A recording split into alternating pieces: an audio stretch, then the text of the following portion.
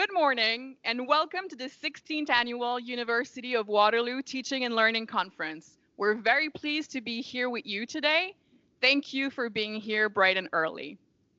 My name is Annick Bilodeau, and I'm the Educational Developer for Research and Consulting at the Center for Teaching Excellence.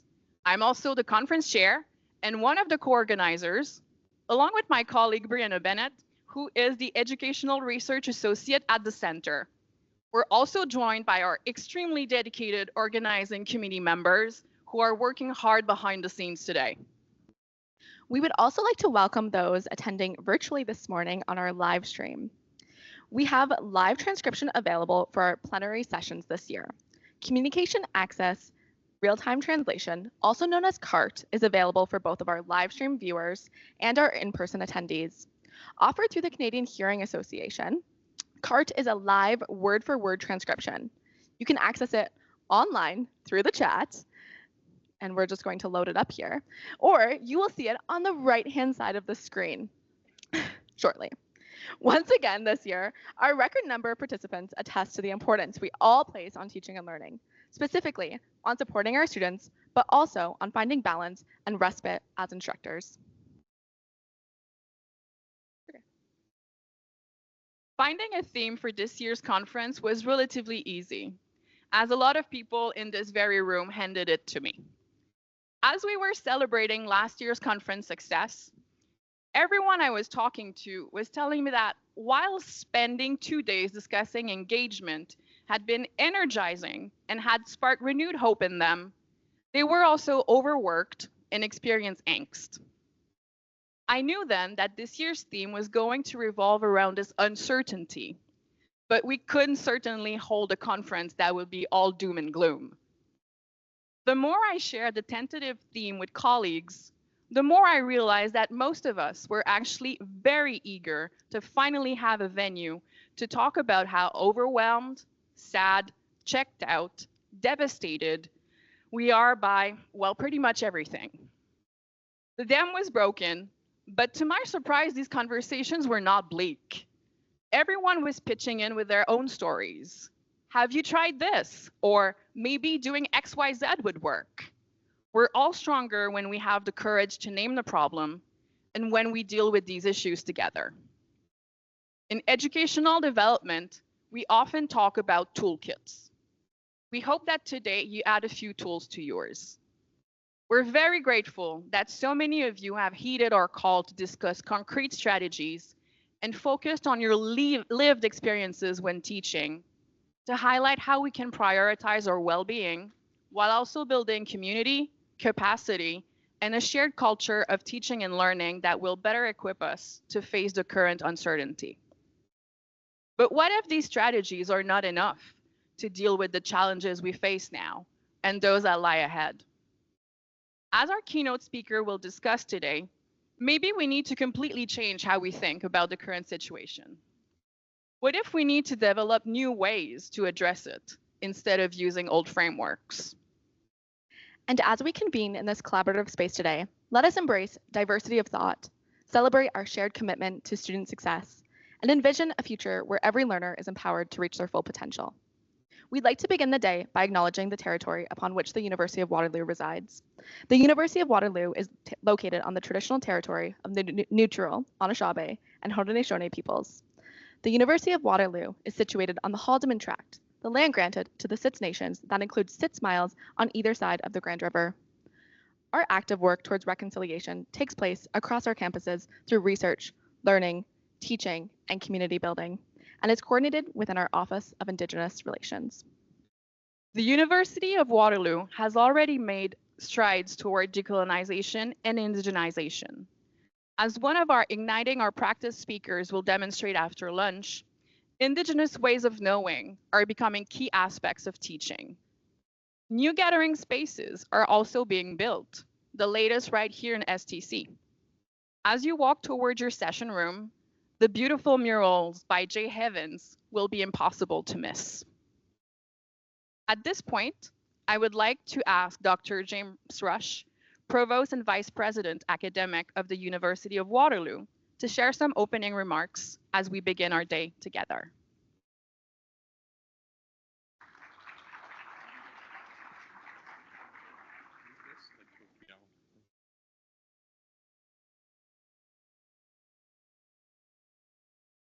Well, good morning, everyone, and welcome to the annual Teaching and Learning Conference.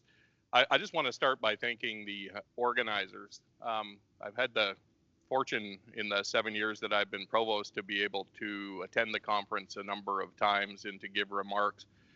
And it is always I don't know about overwhelming.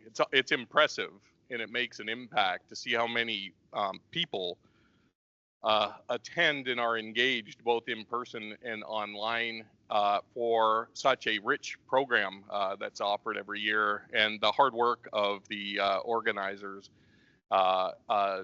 needs to be recognized and not forgotten or taken for granted, just because this has been so successful for so many years. So thanks once again to the organizers.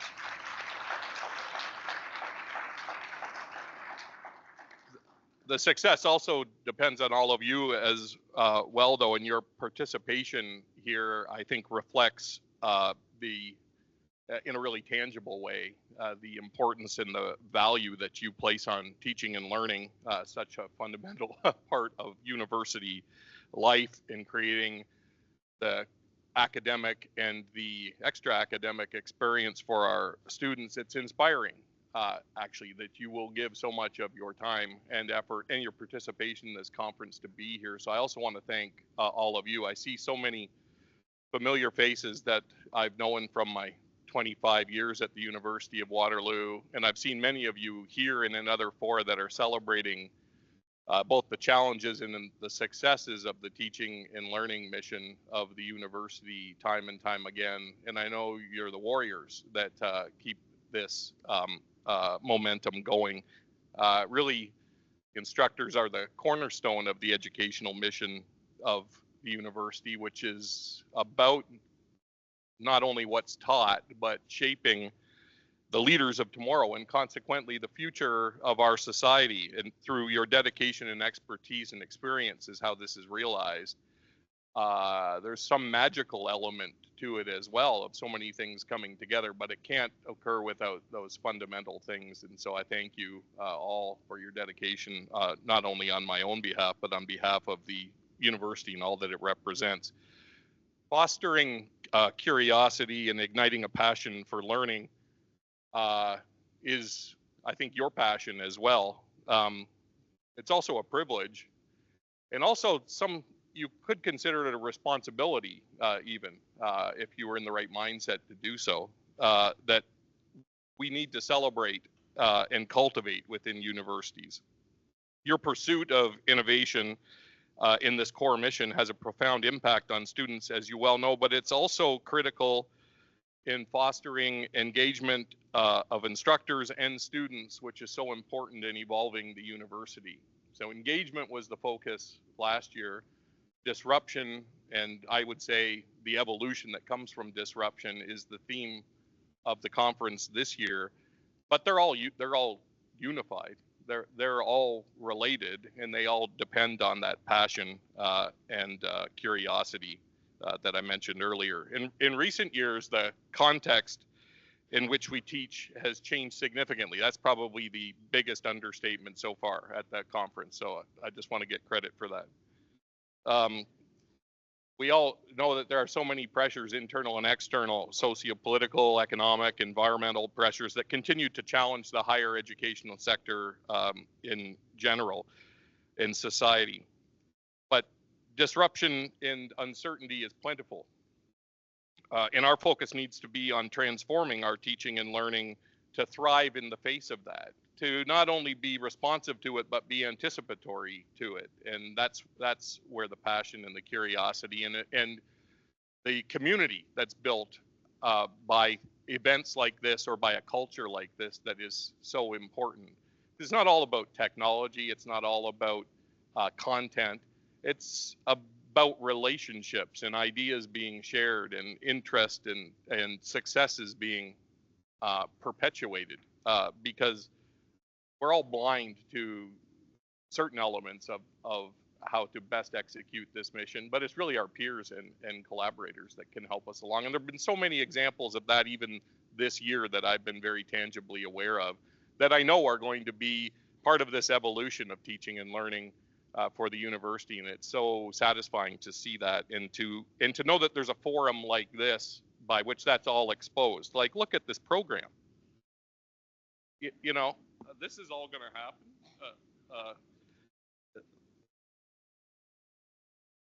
It's amazing. It's amazing to see both the volume and the diversity of content that's all going to be concentrated here in this crucible over these short hours of the conference program.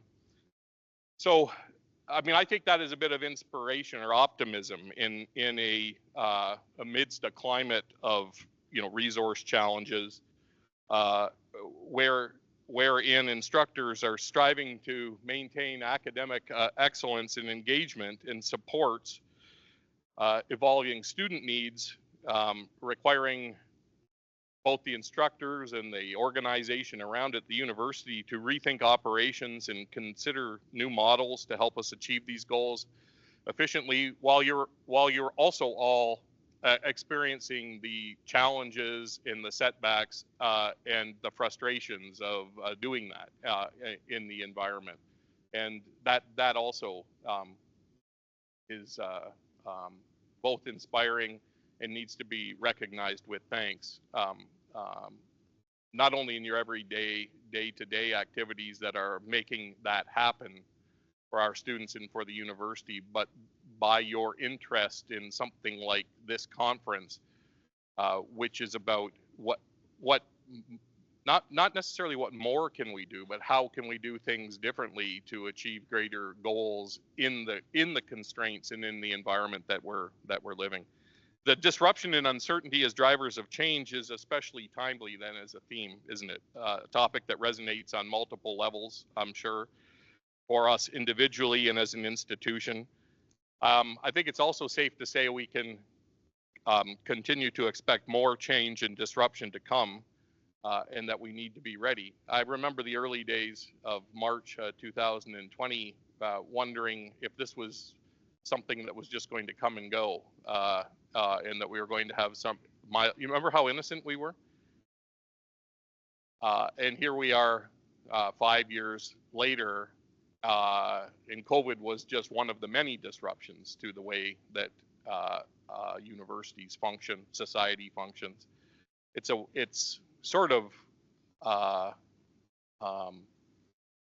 way of life for us almost every day. And this kind of innovative thinking about how we meet those challenges and the sharing of the successes, I think, is the sort of secret sauce that's going to bring together the people power, the technology power, and the wisdom to be executing our mission on an ongoing basis. We need to become more comfortable with uncertainty, I think, is probably the theme, and learn how to navigate it. We also have to prepare our students and instructors to face it with confidence and empower the creation of robust academic communities that leverage our collective knowledge and strength. This is like an academy for that, in my opinion, this kind of an event. And there's so much to share with all of our other hundreds of colleagues on this campus and thousands of colleagues from the representative institutions that have attended this conference, for the inspiration and for the knowledge sharing that's happening. This conference provides that structure then for the collaboration to share insights and how we can innovate, adapt, and differentiate to overcome the pressures that we're facing in a complex teaching environment. So I don't want to, I'm not the keynote speaker, so I'm going to step away now, just to finish as I began by thanking you for your participation in the conference and your ongoing commitment to the teaching and learning mission here at Waterloo and wherever your home institution is.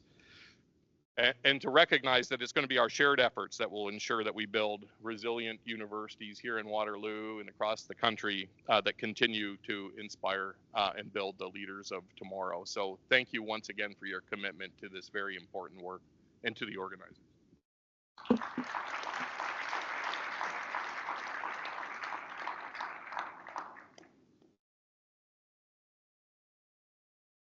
Awesome.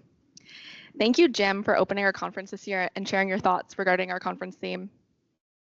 We'd like to now spend a few minutes talking through some important notes to help guide you throughout the day and make your conference experience as enjoyable as possible. With respect to the conference program, which Jim kindly highlighted, we will be beginning our day shortly with our keynote, and then in the afternoon, we have our Igniting Our Practice plenary session. Please note that Igniting Our Practice occurs right after lunch in Federation Hall, which is also known as Fed Hall, and this will ensure that you have lots of time to enjoy your lunch and dessert without needing to rush out. We have a few accessibility notes that we'd like to share. This year, the Watano bus, which is an autonomous shuttle, is back. Between 12:40 and 3 o'clock, it'll help shuttle people between STC and Fed Hall. Next, as you decide where to sit in Fed Hall, just keep in mind that the CART transcription services will be available on 2 large screens next to the stage at the front of the room. If you indicated in your registration that you are joining us for lunch, be sure to pick up your name badge. Your badge contains a white lunch ticket that you will need to hand in as you enter Fed Hall. If you're not joining us for lunch, please come to Fed Hall around 1:40. Igniting Our Practice is scheduled to take place from 1:50 until 2:40, and chairs will be placed on the main floor as well as the mezzanine for you to join the session. Please note that the mezzanine is only accessible via stairs. A quick note about dietary restrictions. All of the food served today will be labeled with allergens, and if you have indicated a dietary restriction when you registered, please see a catering services throughout the day to learn what options are available for you. You will hopefully have already noticed our wonderful student helpers, and they're easily recognizable by the beautiful red vest they are wearing. They're here to help you throughout the day. Additionally, our registration desk, which is available here as well at Fed Hall during lunch, is available should you have any questions or concerns. Throughout the day, there will be concurrent sessions of presentations, panels, workshops, and alternative sessions. These will be taking place here in the Science Teaching Complex, here in this very room, on the basement floor, and on the second floor. Please note that presentation 204A has been canceled. The other 2 presentations in this block will proceed as normal. We received great feedback last year about hosting workshops in a flexible classroom with movable furniture. So this year, we're once again in Biology 2, which is connected to this building. So please account for an extra 5 minutes to reach B2. And by the way, if you're an instructor at Waterloo, you can request to teach in this active learning space. We'd also like to draw attention to the 25 sessions featuring a leaf icon in your program. These are funded through the University of Waterloo Learning Innovation and Teaching Enhancement Seed Grants Program, the LIGHT, funding that enables instructors to investigate innovative ways to deepen student learning. A note on room capacity. As we've mentioned, we have seen an incredible interest in our event this year again. So if you want to attend a specific session, we highly recommend that you arrive early. To access the different floors of our conference, elevators can be found in 2 locations. Signage has been posted in the elevators to orient you to the different session locations. Barrier-free, gender-neutral washrooms are located on the first floor of this building, and gendered washrooms are located on the basement level and second floor. Please note that we are aware of the situation with groundwater in the basement washroom. We do apologize. The custodial staff will be monitoring it during the day. So you'll notice that breaks punctuate the day, starting with a breakfast sponsored by the Faculty Association of the University of Waterloo, as well as coffee and tea breaks throughout the day. At the end of the day, we look forward to celebrating with you at the reception where all of the posters will be available. We thank the University of Waterloo Staff Association for sponsoring the snacks at the end of day celebration. In your name badge, you'll also find a blue ticket for a non-alcoholic beverage, and a cash bar will be available. We'd also like to thank our other contributing sponsors, the Office of the Associate Vice President Academic, the Center for Teaching Excellence, the University of Waterloo Graduate Student Association, and PebblePad. And finally, if you're inclined to tweet or share about the conference on social media, you can use hashtag UWTL25. Conference Day is only possible due to the amazing support of so many of our colleagues. And this morning, we would like to especially acknowledge CT's director, Donna Ellis, for her vision, CT's associate director, Trevor Holmes, for his guidance and expert advice, the many faculties, departments, schools and support units who have offered to financially support their colleagues in attending this conference, the conference planning team, Maris Weiss, Mark Morton, Kim Boucher, Charlie Potter. This day would not have happened without you, with all your on the ground and behind the scenes work. Christine Zaza and Sarah Seabrook, our program committee newest members, who proved that collaboration across units can be both seamless and a lot of fun. Kyle Schultz and Kristen Brown, for your unwavering commitment to the conference and the many, many hours you still gift us. We'd also like to thank all of our amazing student helpers today who are current and past co-op students of CTE who have graciously offered to come back and ensure that the day runs smoothly. The faculty teaching fellows for their support in shaping and promoting our conference. Our 65 conference proposal reviewers who dedicated their time to providing helpful feedback to a record number of proposal authors this year. Our session chairs for guiding us today as we engage in thoughtful presentations, workshops, and panels. Our colleagues at the Center for Teaching Excellence for always extending a helping hand in all of our planning and promotion. And finally, to all of you, the participants, the presenters, and our plenary speakers, who make such a rich offering of sessions and discussions possible. And now I would like to invite the Center for Teaching Excellence Director, Dr. Donna Ellis, to introduce our keynote speaker.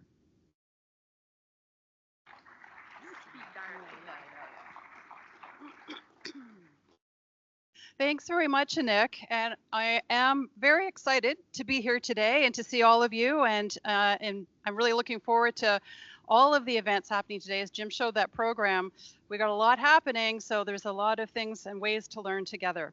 So it is my pleasure today to introduce our keynote speaker, Dr. Vanessa de Oliveira Andreotti. We're very fortunate to have Dr. Andreotti join us. If you were to do a cursory glance of who is contributing to the discourse of upending current structures and proposing new ways to face the many challenges that lie ahead of us, you would most certainly see Vanessa's name at the top of that list. Dr. Andreotti is currently the Dean of the Faculty of Education at the University of Victoria in British Columbia, and is a former Canada Research Chair in Race, Inequalities, and Global Change. She's also a member of the College of New Scholars of the Royal Society of Canada. Vanessa's work spans disciplines, sectors, and communities, problematizing common approaches to social change that reproduce simplistic solutions to complex problems, paternalistic relationships with historically and systemically marginalized communities, and ethnocentric ideals of sustainability, equity, and justice. Vanessa is the author of Hospicing Modernity, Facing Humanity's Wrongs and the Implications for Social Activism, as well as a new book that's coming out this summer, which is called Outgrowing Modernity, Navigating Complexity, Complicity, and Collapse with Accountability and Compassion. Her work is provocative, and today's talk, I believe, will be no exception.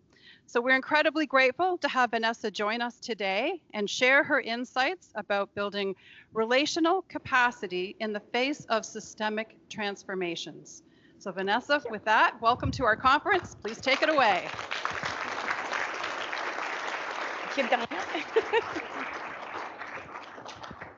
Can you hear me?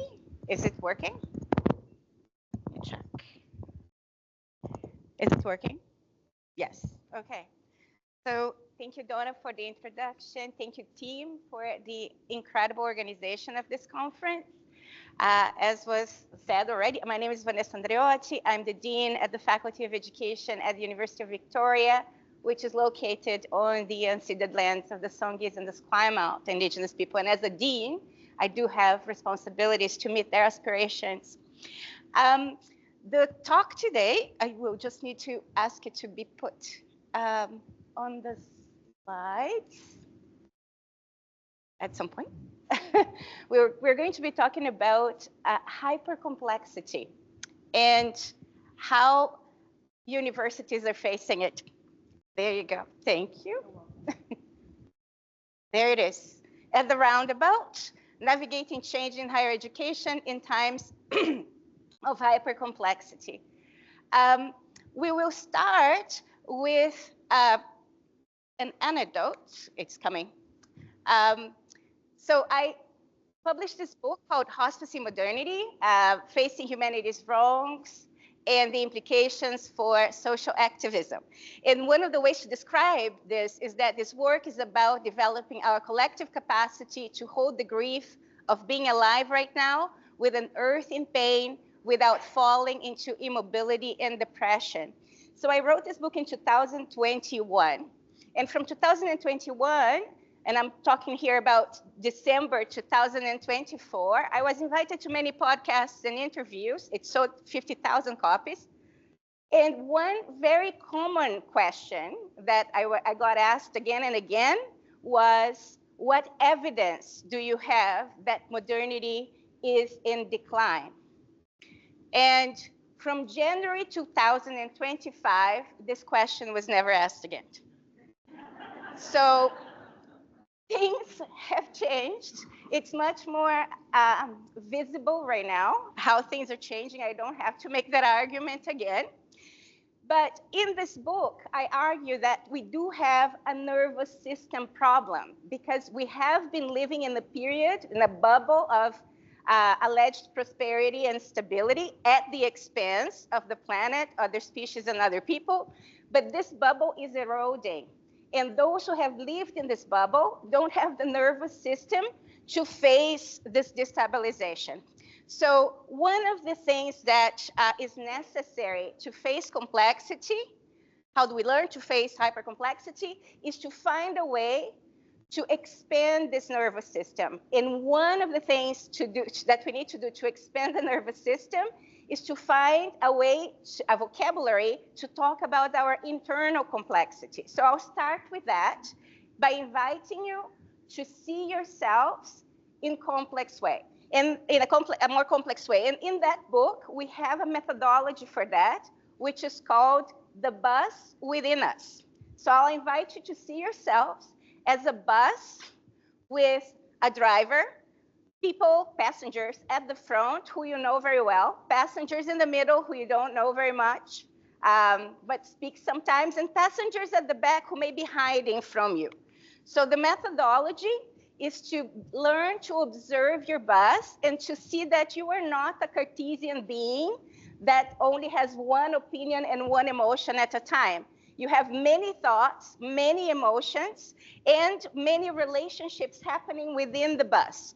So when we ask you to observe your bus and the passengers on your bus, we're asking you to be thinking about what is each passenger saying, thinking, feeling, how old they are they speaking from fear or trauma? Do they sound like somebody you know? Do they want things to be black and white? Do they trust you? And the point here is that if you can't hold space for your own internal complexity, it's likely you won't be able to face the complexity around you. So when we use this methodology in the classroom, for example, the students can be saying, there's a passenger on my bus who's saying and feeling this, or there's a discussion on my bus about this right now, and this allows for the complexity to be voiced. You can also stretch the metaphor and talk about how the bus, so if you're saying, for example, how's your bus right now?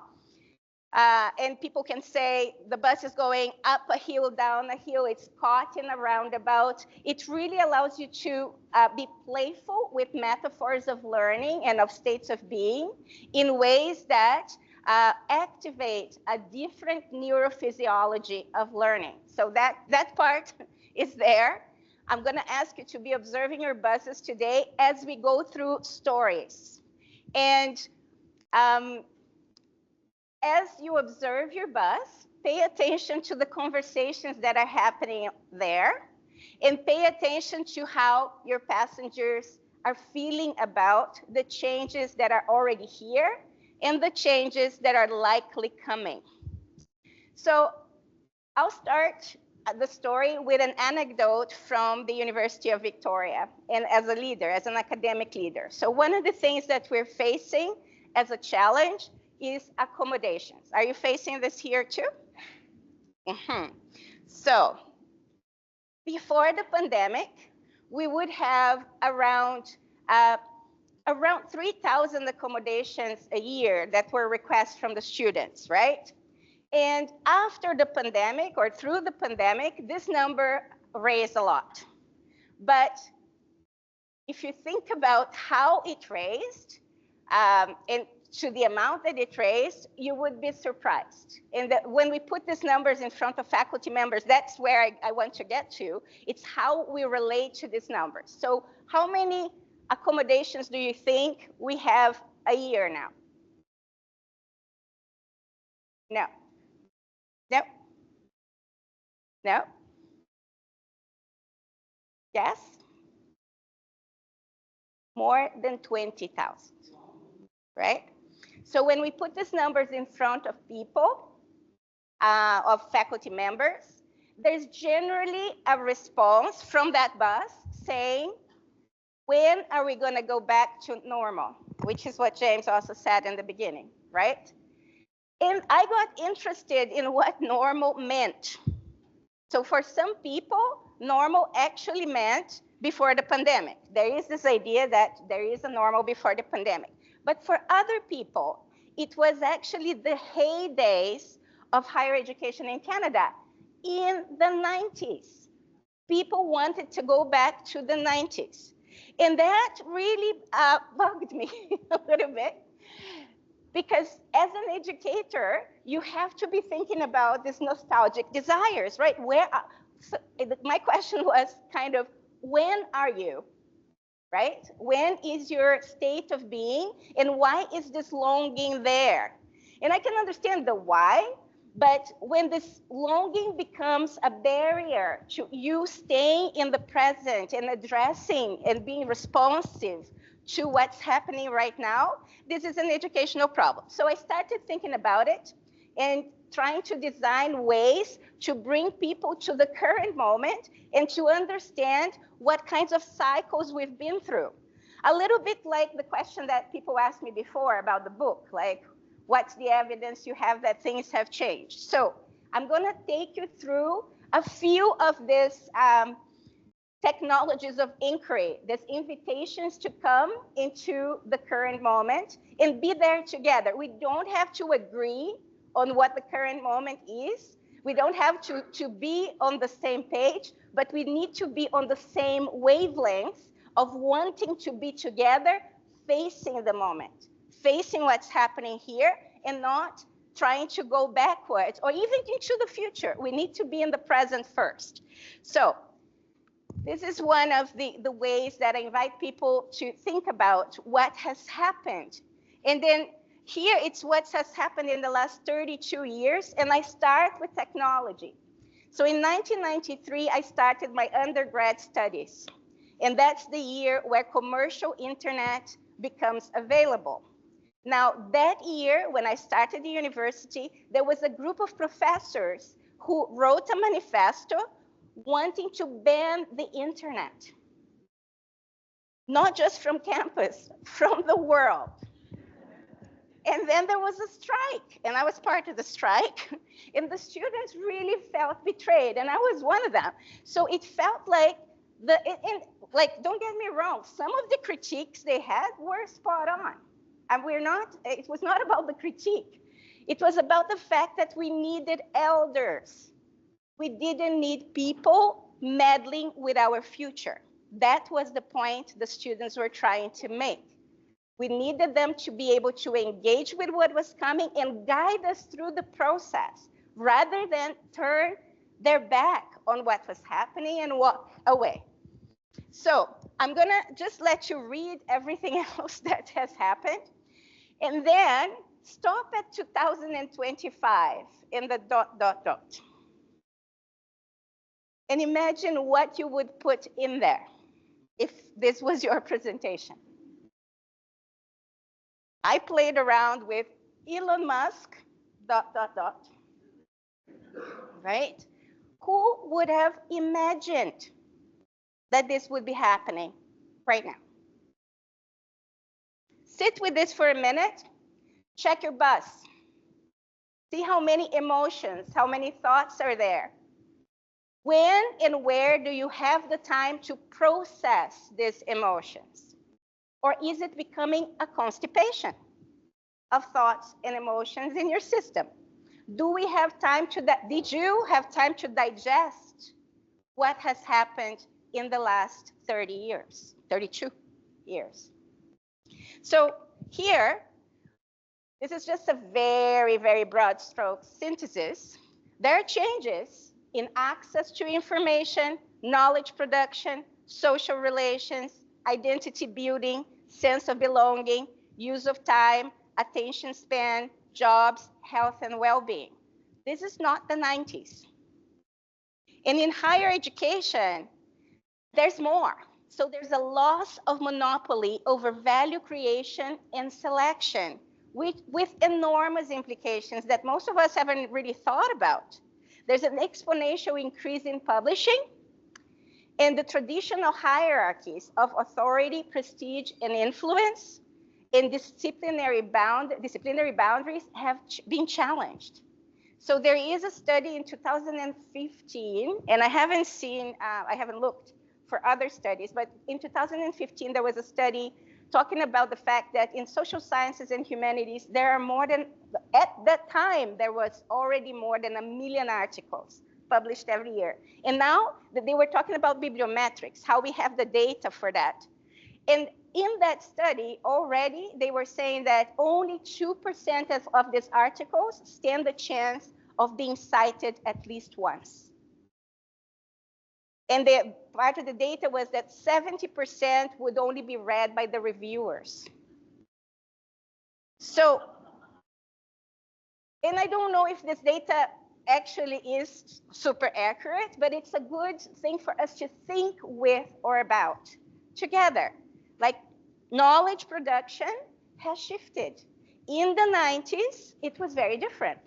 And we would have the disciplines with its power relations much more established than they are right now. Now there's many more branches in each discipline, and in a very positive way, power relationships have been challenged, but there's also a sense of a cacophony of perspectives, right? It's very difficult to bring it all together into a coherent whole. And there are people who are going to say this is a problem. Others would say this is actually quite good that we can't. Now, if you're thinking about social changes, that's the next slide. What has happened in the last 17 years since the global financial crisis? So I'm also going to let you read a little bit what's in there.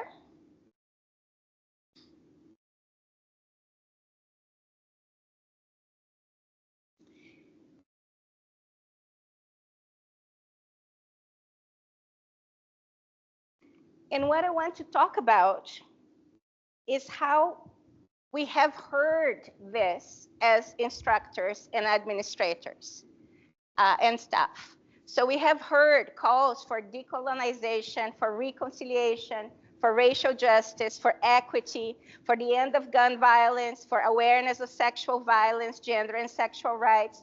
We have seen an increased interest in mental health for good reason, climate action, and climate justice. So, in higher education, where is it? Right. It is here. Also decolonization, reconciliation, racial justice. There is a slide missing, I think. So in higher education, the relationship between the students and the instructors has changed. There is more, there's also a change in identity of the students and in perceived entitlements in terms of their learning. So this has been challenging for many faculty members. I generally have people that I have, like when there's a conflict in the classroom between the teachers or the instructor and the student, it generally ends up in my office when it can't be solved by the chairs. And what I see is that there is extreme goodwill in the instructors, but sometimes there is a gap in understanding between what the instructor wants to do and what the students want to receive. And what I've seen too in terms of student behavior is that if people don't get what they want and whatever it is that they want, there is a much more assertive way of demanding it. And sometimes the demands are not done in the best possible way. So I have had lots of students demanding that the instructor never teaches again because they have made a mistake. And that's something that I have to calibrate and temper as a dean, saying that's not how things work. But this perceived entitlement to have complete control over what's happening in the classroom also needs to be problematized. So, higher education. There is an article associated with this presentation.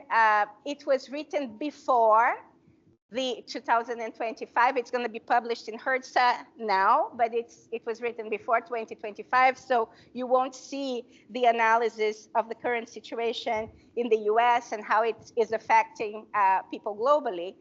But already there was this stacked crisis of higher education. So we have uncertain finances, affordability crisis, intergenerational dissonance, the crisis of public relevance or irrelevance, depending on how you look at it, ambivalent AI, complexities of EDID, equity, diversity, indigenization, and decolonization, hyperpolarization, escalating mental health crisis and costs, ecological destabilization, and lack of capacity for coordination. And then here, it's just what's happening in the sector, but if you look at it more broadly, we also have, there's something happening that it's skipping slides, but maybe what I'm gonna do is just use this one. Ha, I tricked you. So there's also the global picture. So at planetary level, we have climate change, biodiversity collapse. At the international level, escalation of armed conflict, rise of fascism. It was there, actually. National level, mental health and education sector crisis. Provincial level, talking about BC now, wildfires, water and food security threats. Local level, Victoria, housing crisis, rising cost of living, families and communities, escalating emotional dysregulation and conflicts, and at a personal level, stress and burnout. So the article talks about how this weighs on people. So there's this weight of layers of complexity that are systemic, historical, because there's much more awareness of what's happening more globally and the interconnectedness between things. But there's also intergenerational and personal. And in this case, people try to hold to a stick of unstable certainties to fend off the fear, frustration, resentment, hopelessness, disillusionment, immobilization, isolation, scarcity, and despair. But it doesn't work. So the kind of education that we need in this context here is an education that can take this weight off the back, put it in front of us, and then put it safely on the ground so that it can be collectively processed.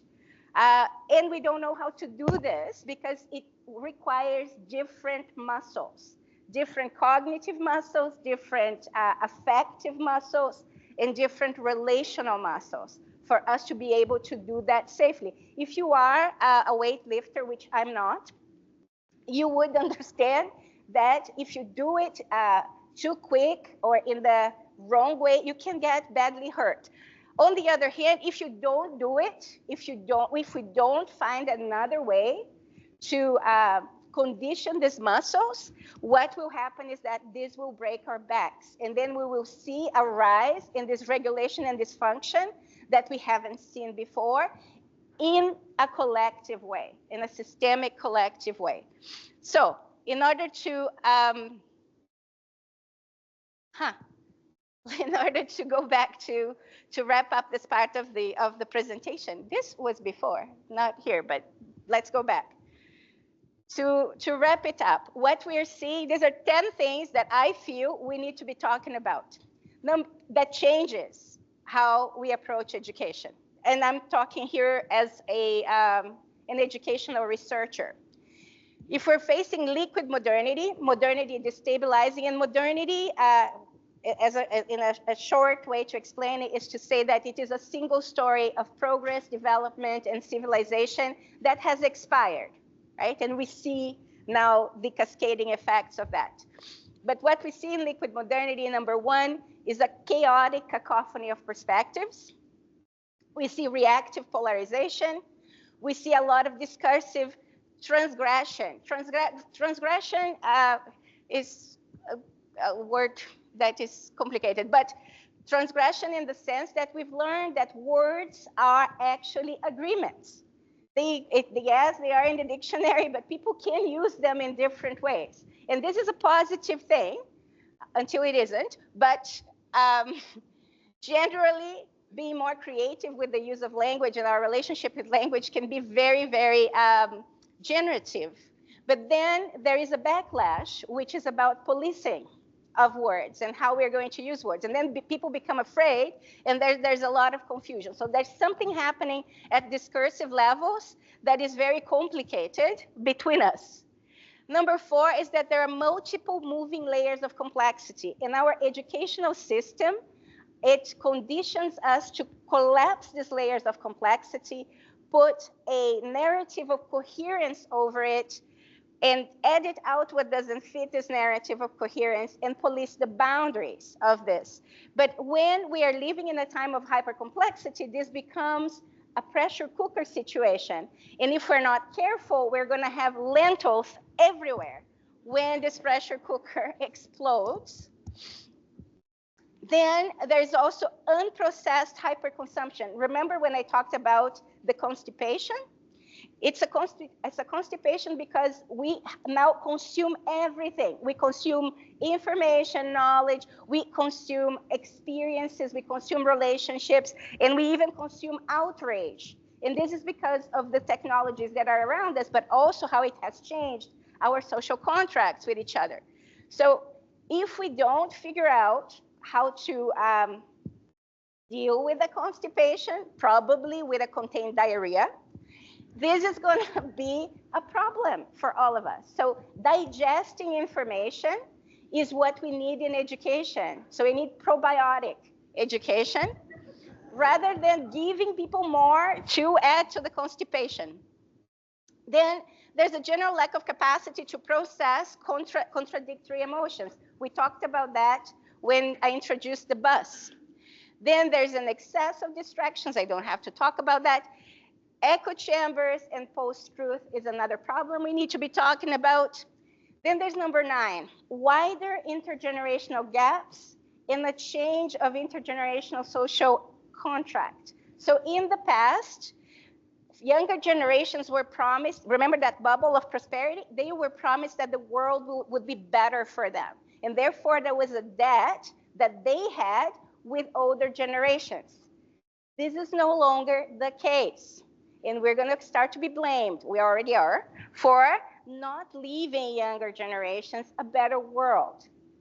What happens then, right? We need to be talking about that. And then there's 10 stacked existential threats: war, terrorism, cyber terrorism, climate destabilization, ecological collapse.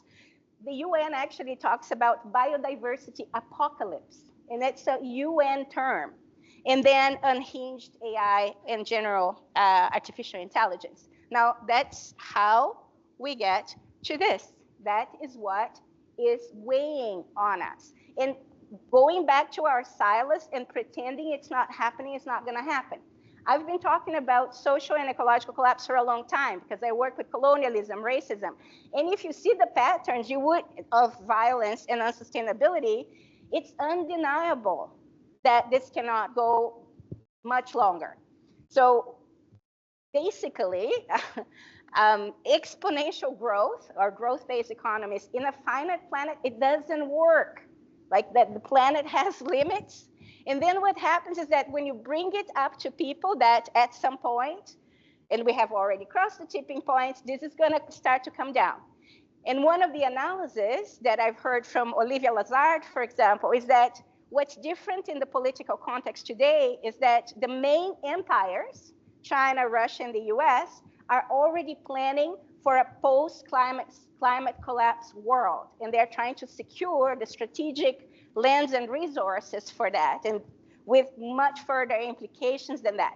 But when you bring this to awareness of people who have lived in that bubble, what happens is that two things. Either they will go into panic and strategizing to protect whoever they feel they need to protect, or they go into numbing and dissociation, and they keep planning as if nothing is happening. We need a third or fourth or fifth ways of sitting with this, because otherwise, when things hit the fan, we're not going to be able to coordinate because we're going to be stunned and we won't know where it's coming from. So right now, it's the time also for the education that we need, where we can feel all the feelings we feel about it and process them, remember the bus, before we actually have to deal with a major crisis coming to our doorstep, which we have signs already that we can anticipate that. Okay, so this part is done. You have already gone through the theme of the different threads that are coming to create the stacked crisis. Now I'll ask you to check your bus again before I go to the next part of it, which is about what we can do about it and different things we can do about it. So check your bus, check whether the passengers say, how they're feeling, if there's a conversation, if the bus is going up a hill, down the hill, around the roundabout. What we have tried at UVic, we went through budget cuts the first year that I became a dean. And there had been budget cuts the year before, and people were traumatized by that because different departments were fighting to keep what has already, what has always been. So we had a lot of people trying to protect the past. And we needed people to be reallocating that desire to protect the future. So one of the things we did with mentorship from indigenous knowledge keepers, both here in what's known as Canada and also in the global south, was to create a ritual. And in the beginning, when I was advised to do that, I said, oh my God, this is going to be perceived as weird, but I will have to do it. So we created at the decision-making table with my leadership team, before the first day where we had to address the challenge, the budget financial challenge, we put a bowl in the middle of the table. And we asked people to write on a piece of paper all the names of the children that they knew who were under 17 years old. And as people put their pieces of paper in this bowl, they had to announce the names of these children aloud so that other people could hear those names. So we put all the children we knew inside a bowl. Then the second, we received another piece of paper, and we put the groups of children who we felt needed extra protection. So children in care, non-binary, queer children, indigenous children, children in zones of conflict, children in hospitals, subject of violence, subject of sexual violence, children with mental health challenges. All of them were there. And then the third round was all children, not just those who were meant to receive extra protection, all children. And in the last round, all children that were also not human, right? So we put it in the bowl, we covered it with petals of roses, white roses and red roses, as instructed by the elders. And then we evoked these children in the bowl to be present in our decision-making process about the budget, so that in 30 years from now, they would see what we were doing as helpful. So what that changed in our budget decisions was that when we had the ball there all the time, we would be thinking about what our responsibility to the future is, not in just going back to the 90s. So we also did this activity with the rest of the faculty. We brought the ball in a faculty retreat. And in the faculty retreat, what we also did was to create a fishbowl where we invited early career staff and faculty to be in the center, to form a circle around the bowl in the center, and then mid-career and senior people would be around them. And we then asked people and then there was also an empty seat. And the empty seat was for the ancestors.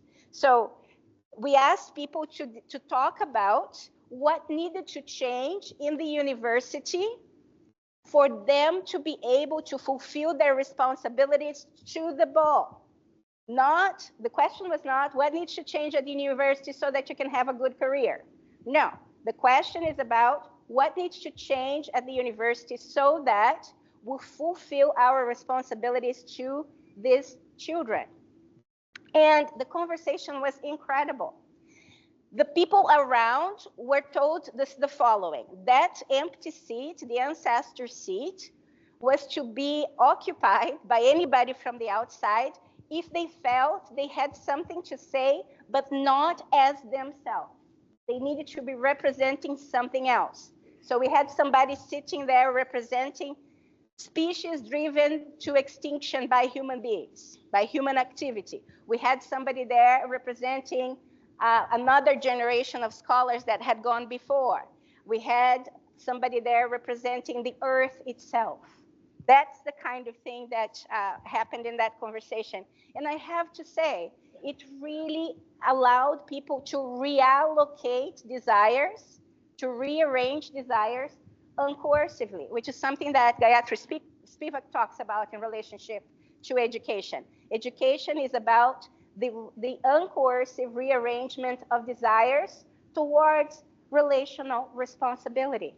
The responsibility we have towards each other, towards the land, towards different generations, and towards other species. So that's what we did. It works. It's still there. Now we created a big post,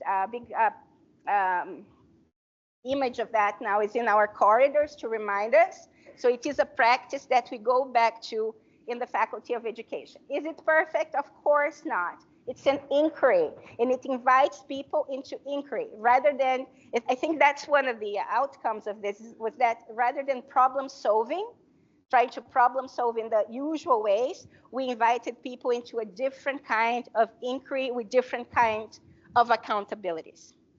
So to wrap up, we also had in this conversation an invitation for 7 steps back and 7 steps forward or aside. Today we're going to focus only on the 7 steps back, but I'll give you the link for the 7 steps forward or aside. And in this invitation, we go back to the bus and we ask the passengers who are ready to step back and step forward to step back and forward, and for us to observe the passengers on your bus that are resistant to that. And instead of seeing resistance as a problem, resistance is good data if you're observing the bus as an inquiry. So the first step is to step back from your self-image to reflect on your personal motivations. How do your own fears, hopes, and intentions influence your decisions in education? What emotions or insecurities may be driving your choices? How might your ego hinder your ability to reimagine education? The second step is stepping back from your generational cohort to consider the perspectives of other generations. How do different generations perceive and experience the challenges of education? What differences exist in their interpretations of reality and expectations from education? How quickly are these changes occurring? Are the interests of incoming generations adequately represented in your approach to education? Number 3 is the invitation to step back from your social, cultural, and economic parameters of normality to acknowledge your privilege and unconscious biases. How does your privilege prevent you from connecting with people who are different from you? In what ways might your background shape your perception of what's real, normal, and desirable? How can these projections limit relationships and possibilities in education? Who might challenge your vision and hopes for the future on valid grounds?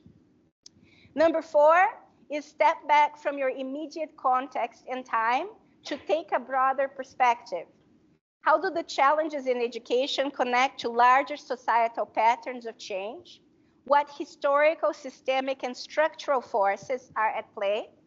How might your positionality limit your understanding of the bigger picture? Number 5, step back from the impulse to seek certainties and to find immediate solutions, to learn to navigate uncertainty and complexity, and to stay in inquiry. How can you develop resilience in the face of what's difficult, uncertain, complex, and uncomfortable? How might expanding our collective capacity to navigate uncertainty and complexity change education and prepare us to face the multiple challenges ahead of us? Number 6, step back from the separation between humans and nature to recognize we are also nature. What would education look like if we did not consider humans as separate from nature? How would your approach to education change if other species and entities like rivers and coral reefs were granted legal personhood and rights? To what extent do you consider the interests of other beings and species in your approach to teacher education or to education? Number 7 is step back from the comforts of what feels familiar to imagine higher education otherwise. To what extent has your approach to post-secondary education been influenced by the culture and times that you grew up in or that you were happy in? Are there alternative ways of seeing, doing, relating, and being that you haven't considered or been exposed to? What alternative ways of teaching and learning are we actively blocking in higher education? Who and what do you feel accountable to? And what accountabilities are you neglecting or denying? And what will someone in 2100 say about what we could be doing differently today that would have been really helpful for generations to come? So as I conclude this presentation, I would like to do something that in my culture, like I'm coming from a family of mixed heritage of German and Guarani indigenous people. We have Guarani ancestry. I do not claim indigenous identity here. I am a racialized settler, but we generally, in a space, we when we start or in the middle or at the end of space holding, we generally have a moment to acknowledge and greet the place. And I didn't do that in the beginning because we generally do that and it becomes very performative. Now, at the end of this presentation, I want to do it very differently. So in my mother's culture, what we say is a land acknowledgement, you would start with 4 recognitions. Number 1 is the recognition of the land as a living entity. So I greet this land as a living entity that I'm part of. So I recognize that my body is also land. I also acknowledge that there are ancestors in this room, and ancestors are not only those who have come before us, but also those who are yet to come. And we have different responsibilities to these ancestors. To those who have come before, we have a responsibility to honor them by correcting their mistakes. And to those coming after us, we have a responsibility to say, the buck stops here. Then the third acknowledgement is the acknowledgement of violence and unsustainability, that we are here because of historical and systemic violence that helped us build this. And in this acknowledgement, we acknowledge the Songhees and the Esquimalt indigenous people who are in Victoria as the custodians of the land, the Haudenosaunee, Anishinaabe, and Neutral, people of the Six Nations, who are also the custodians of this land, and all the involuntary sacrifices that have happened for us to have the privilege of being together today. And the last acknowledgement is that we're family of both human and non-human beings, currently in a lot of distress. There's a lot of pain and a lot of confusion. And it's our responsibility as grown-ups to actually grow up and to be able to hold space for our generations and for intergenerational sharings that can heal and repair the relationships that have been fractured. So that's my invitation for you today, for the dialogue that will follow, and for us to transform higher education from the usual idea of the ivory tower, which was super problematic. Let's not talk about colonialism, racism, sexism, and everything else. Right now, I think we are kind of, at best, a tower of Pisa as the higher education. And it's on a swamp, and it's falling. And some people want it to fall hard, and I don't think that's a good idea. Others want to bring it back to the ivory tower. I think that if we're careful and if we learn to grow up together, we can, if it falls, it can become a tree falling in a contained way. And then when it is on the ground, it can become a nursing log or a nursing tree and become resource for everything that is needed as we move forward. So imagine the moss, the mycelium, and everything coming in and transforming this into good nourishment for the new realities that are arising from the ground. And on the ground is where we need to be. We need to get off the pedestal. That pedestal that we have given humanity and each other and the different cultures, that's what got us into the mess we're in. Oops, sorry. That's what got us into the mess we're in. So with that, I think I will wrap up and open up to a conversation. Thank you.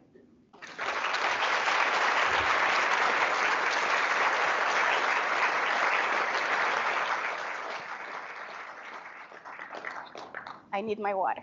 And I will now pass it off to Dr. Thank you. Do you need some Yeah, no, it's okay. Thank you. moderating the session.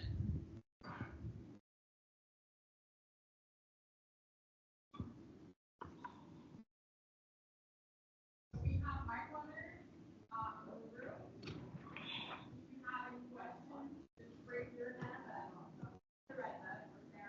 This one over there.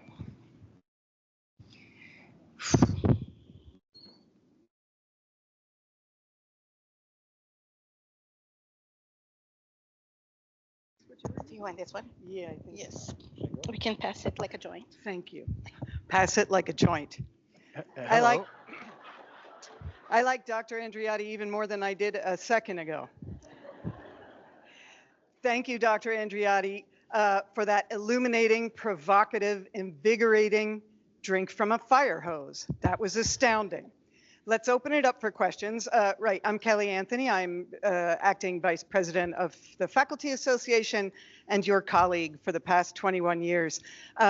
So questions for Dr. Andreotti. There's so much to chew on. You're a deer in the headlights right now, but I'll bet some of you have questions. So I think there are mics out there. Great. Hello, my name is Matt Borland. I'm from Systems Design Engineering here. Can you hear me? Yes.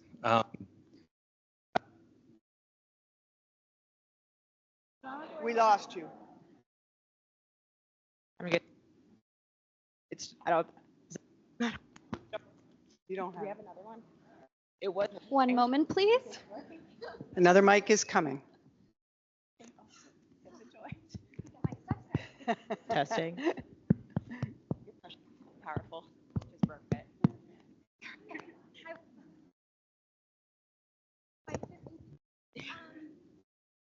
Testing, testing. These are really quiet. Try. Okay, I'm going to talk really loud over here. Is that better? I don't want to talk loud because right now what I want to express is the emotion I feel. Dr. Andreotti, I've read a lot of your books. I've read the Zapatistas. I've read pluriversal stuff. I'm in engineering. Shame for what my field has done to the earth, to our people, to our students. When I think about emotion, that's so absent from our classroom.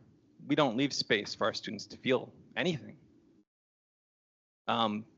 And so the thing I want to ask you is, you mentioned healing just a second ago. How do we make spaces for healing ourselves, healing our relationships, and healing the learning spaces? And students will need to heal too if we engage these kinds of ideas and these topics. Thank you. Thank you so much. I think that's the first time I have this question asked.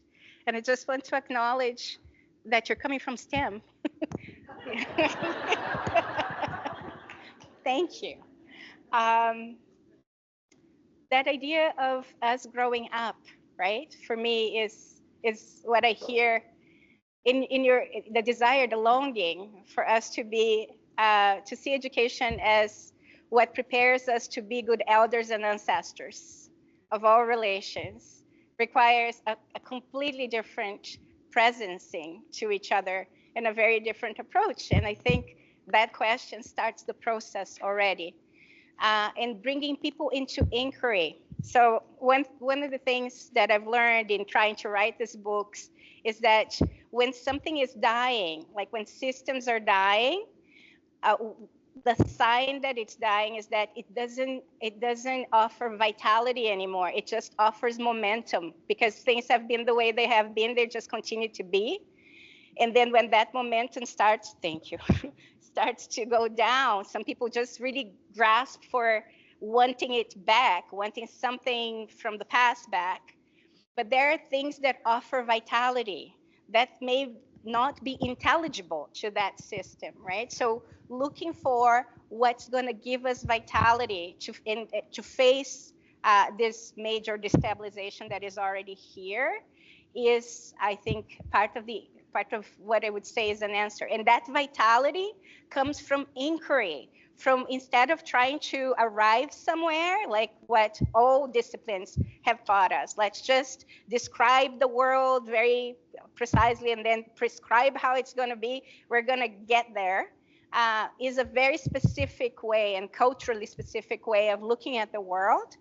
There is another way of thinking about education, and I've learned from Indigenous people that Indigenous people don't teach you directly, mostly. Some things are direct instruction, but when it's about life and death and loss and grief and being, you cannot teach directly. You have to create the conditions for different generations to have their own epiphanies. And an epiphany-based education is very different from a dopamine-based achievement education. An epiphany-based education is about serotonin in your body. It's about feeling connected with everything. It's about feeling part of a much wider temporality and metabolism. So what I think you're asking is, how do we shift education from this achievement-based thing to an inquiry that can get us to the point of feeling our responsibility to become good elders at whatever age we're at, but everything is about becoming good elders, but through a process of inquiry, of lifelong and life-wide inquiry, that where we're not chasing the dopamine, we're chasing the serotonin that comes from laughter, from being together, from not having the answers, and finding epiphanies, collective chains of epiphanies with each other. Thank you again for the question. More questions? Go in there.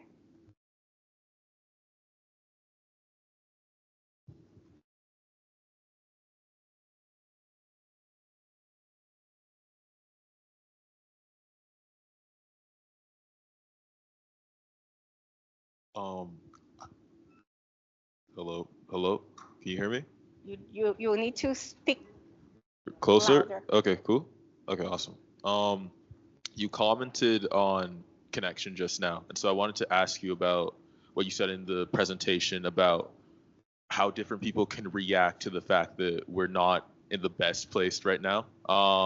Which is one is numbing themselves and moving on, and then number two, I think, was just going into crisis mode and protecting their own, basically.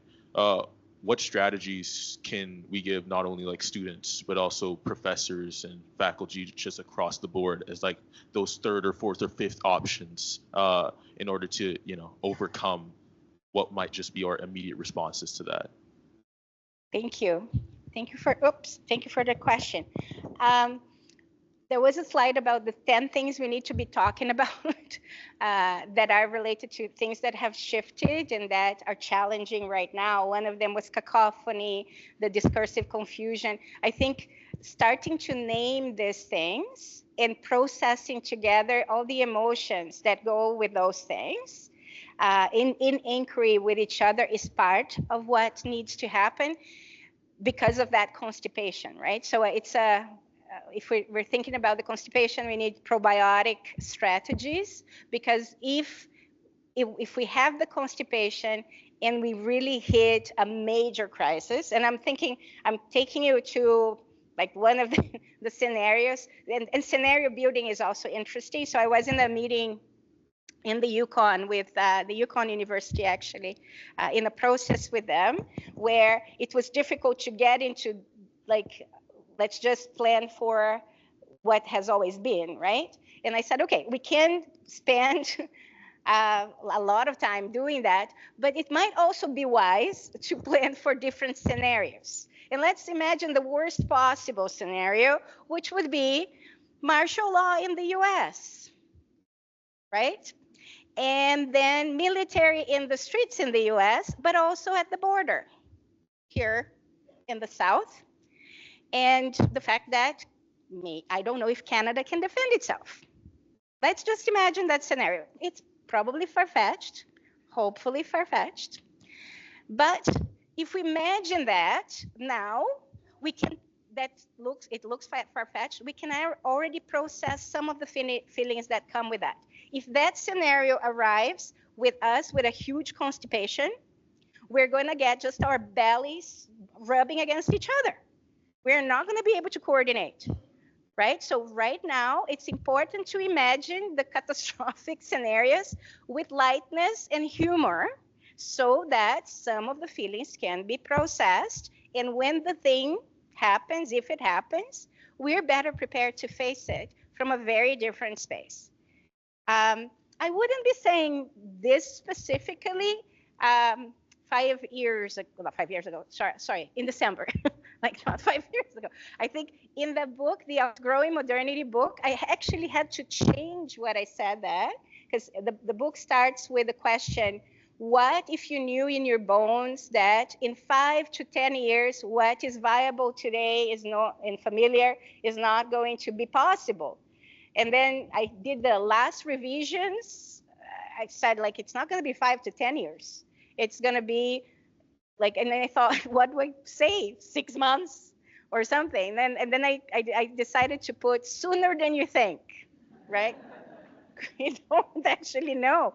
And this is going to happen differently for different people. So in Brazil, we have a saying that in a situation of a flood, it's also in the first book, in a situation of a flood, it's only when the water hits your bum that you are actually able to swim. And it depends also on the currents, right? But if the water is only at the ankles or at the knee, you can only walk or wade. And I think the water is getting to the knee, probably, right? Here. And the book also says indigenous people have been swimming for a long time. Those who have survived have been swimming. They cannot teach us exactly how to swim, but they can remind us that we can swim and that our bodies are also water, right? So that understanding that this collapse has been happening in other places so that we're here. and we have this university, and that we can be sitting here today. Collapse is not new. It's just that it's arriving at a place that should have been like the plan was to protect you guys from it, or us from it. And now that protection is eroding. So figuring out how other people around the world have lived through this, planning for scenarios, learning from different cultures who have survived through. One of the things that is extremely important for survivor is humor. It's finding joy in figuring things out with each other, in being in inquiry with each other. So as a wrap up, I think in the books we also talk about the fact that we need to see collapse as a reckoning. And this reckoning is about composting shit, both literal and metaphorical, right? And to compost shit, we need to face the shit. And to face the shit, we need the stomach to do that without throwing up on ourselves or on each other, without throwing a tantrum. So we need to really parent the 5-year-olds on our bus, and without throwing in the towel. Because we need a shit composting party, right? To find the joy in being with each other in difficult times, in difficult inquiries, addressing difficult conversations with difficult knowledge, with humor and lightness, so that we can learn to be differently and to grow up, to become the good elders and ancestors that our generations, incoming generations need, not only the human ones. I think we've run out of time. One more, okay. Is there anything burning on your buses?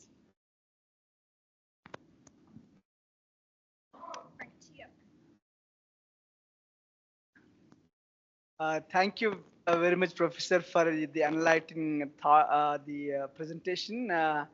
I just, it's not a question. At the end, there's a question, but I wanted to highlight a few points. One thing you mentioned, we are part of the nature. That's a very good thing. I liked it, because if you think you are a part of nature, you should be consciously using its resources, the nature are using properly, kind of thing. The second thing I would like to mention that you mentioned that you involve the current generation in the decision-making process to see what improvements to be brought in the future, kind of thing. That is a very... Third thing I would like to mention that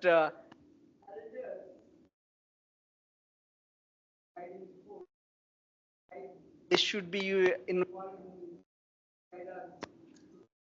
in so in India also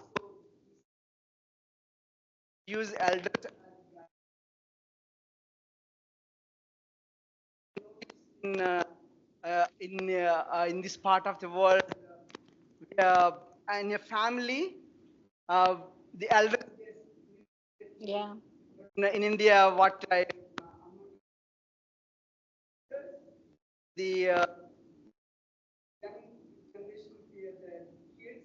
and the husband and wife, they live together. When they live together, the elders, they can pass from the past to the future. I don't know. They never visited. I'm wondering how the family structure they operate there. I would like to just, I'm curious. Curious about it. Thank you. Thank you for the question. I'll start with what you said about the part about we are nature, right? And one of the things that I've learned from indigenous people actually in the Amazon, the Hunikui indigenous people, is that it's not a thinking thing. This is not a concept. So they don't relate to nature as a concept of nature. It's a lived metabolic reality So it's not a thinking thing, it's a neurobiology thing. And that's because their education is grounded in serotonin. It's a serotonin-driven education where you are in relation all the time, and it's an intergenerational thing. So the other thing that I learned about intergenerational learning there is that it's less about like formal instruction of the elders. There's some of the stories that the elders tell, but the stories are not direct stories. They're layered stories that are training the younger people in the discipline of listening, and of listening for layers of meaning that will only become apparent years later, right? So there's a patience and a discipline of listening that also happens. And I remember in my family would be without technology, would be about the aunties talking in the kitchen between themselves and the kids just listening in. And what the aunties are doing is processing what's going on in life and in death and in grief and in loss. And the children are listening in and not understanding everything, but because it's constant, you are learning how the adults are processing grief, loss, pain, joy, right? Right now, the only thing we're listening in for is people who want to be influencers on social media. And that's not helping, because that's not necessarily content that leads to this kind of maturity, that leads to this kind of growing up. So I would say modern society did us a number, right, for this. And in education, one of the things that the Hunikui people looked, because one of the things we asked was for them to have a critique of our education system. So two things. One, they said, you think that the head and the body are separate, and that you educate the head, you put the information in the head, and the body follows. What they say, our education teaches the gut so that the heart is filled and the head is the one that follows. The second thing is that the idea of putting people of the same age together, for like 30 of them, with one teacher in front of them for 5 hours a day in a box in a classroom is ridiculous, right, to say the least, because these kids need to be in relation, learning to be in right relation with themselves, with each other, with the rest of nature. And this is not helping them. This is teaching them that there is one answer. It's at the back of the book, and they need to know that so that their intelligence is ranked. And in an indigenous community in the Amazon, their intelligence has already been ranked as the lowest. Right? That's what education is already teaching them.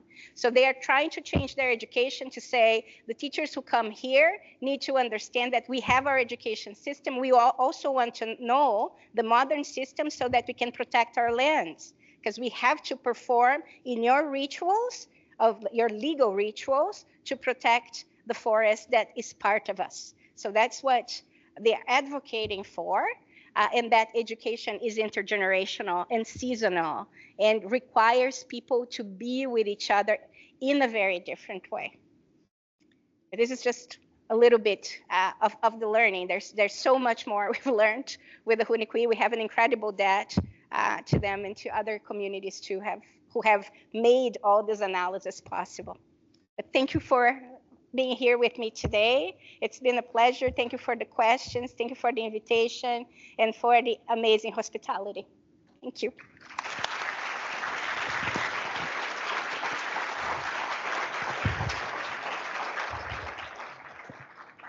Thanks again, Dr. Andreotti. You gave us so much to think about and cogitate about, a lot of metaphors.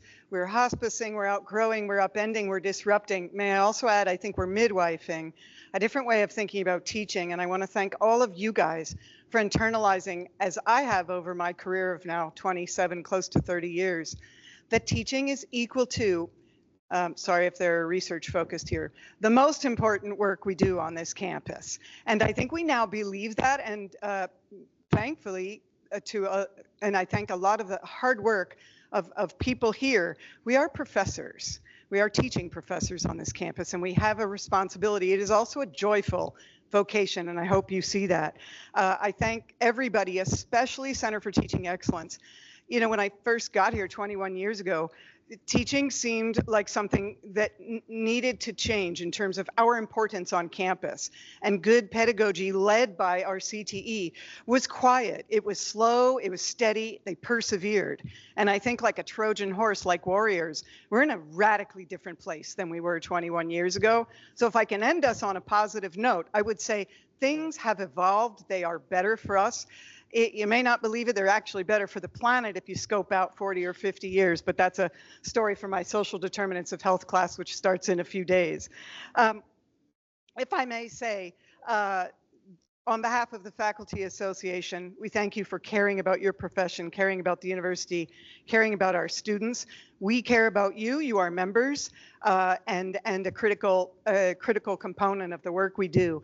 You'll find the booth. Sue Fraser of the Faculty Association is sitting outside and ready to chat with you, as I will be today, to talk to you about Faculty Association work, how we can represent and work with you.